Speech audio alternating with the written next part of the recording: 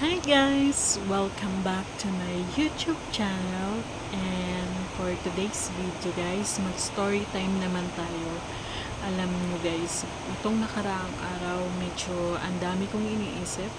So, sa trabaho kasi yun sa trabaho namin dahil maulan, tapos wala masyadong, alam nyo kasi sa air condition ako nagtatrabaho, pag minsan wala talagang, alam niyo na, wala nang nagpapalinis kasi yung iba hindi na binubuksan yung aircon kasi sobrang lamig na, lalo na pag gabi, ulan ng ulan. So, um, pero hindi naman yun yung topic natin. Ang topic natin ngayon is, kung alam nyo guys, hindi talaga may iwasan sa inyong magkakapatid or sa iba na minsan umasa sila sa'yo kahit na yung parang sakto lang yung kinikita mo, sakto lang para sa'yo, pero minsan kasi syempre nangangailangan din sila ng tulong. So parang kung iisipin mo, dapat pwede kang tumulong, pero wag sana yung parang iasa mo na lang lahat sa kanila, di ba? Parang ganun. Pwede ka namang tumulong yung kaya mo lang, kasi alam nyo guys, meron din kasi akong mga, alam nyo na, mga binabayaran, mga, syempre yung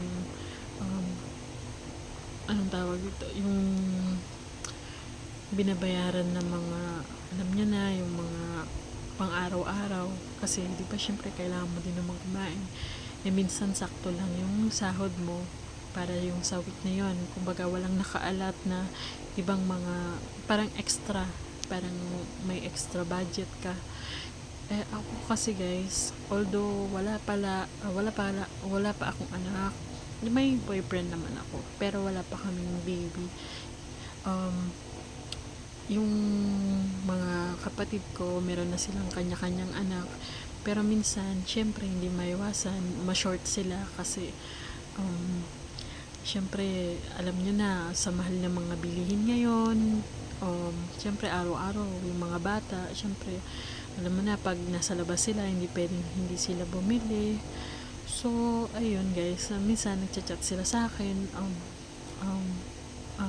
pahingi naman, ganyan-ganyan, na short, sa ganito pa yung sahod ko. Okay lang yun guys, kasi hindi naman talaga masamang tumulong.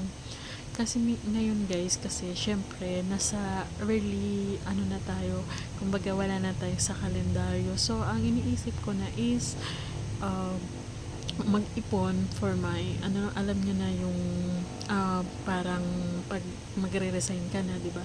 So ang iniisip ko na ngayon yung sarili ko, yung sana yung makaipon na ako, kasi guys, iniisip ko kasi kung what if wala na akong trabaho, saan ako pupulutin, ganun, saan ka na, yung kumbaga habang malakas ka pa, yung makapag-ipon ka ba. Pero minsan kasi hindi nangyayari, kasi minsan, di ba, chat ka, kailangan ko ng ganito, kailangan ko ng ganyan. So syempre ikaw, syempre naman ikaw ibibigay mo, pero minsan naiisip ko na, ay, wala pa rin akong naiipon, wala pa rin akong, kumbaga yung hindi na nakaset, parang nawawala na ako sa na mag-ipon, kasi minsan tama lang talaga yung kinikita ko. Kaya yun guys, minsan sinasabi ko sa kanila, pinapaintindi ko, konti lang mabibigay ko, kasi nga, di ba guys, hindi naman ako pwedeng magbigay kasi ng malaki, kasi may mga binabayaran pa nga ako. Kaya kahit na may separate ways na kami together ng mga kapatid ko, pag nag-chat sila, bibigyan ko sila yung kaya ko lang, yung certain amount na sobra sa sahod ko. Pero ako guys, gusto ko talaga makaipon habang malakas pa ako, kasi minsan 'di ba sa atin may requirement ng age pag magtatrabaho.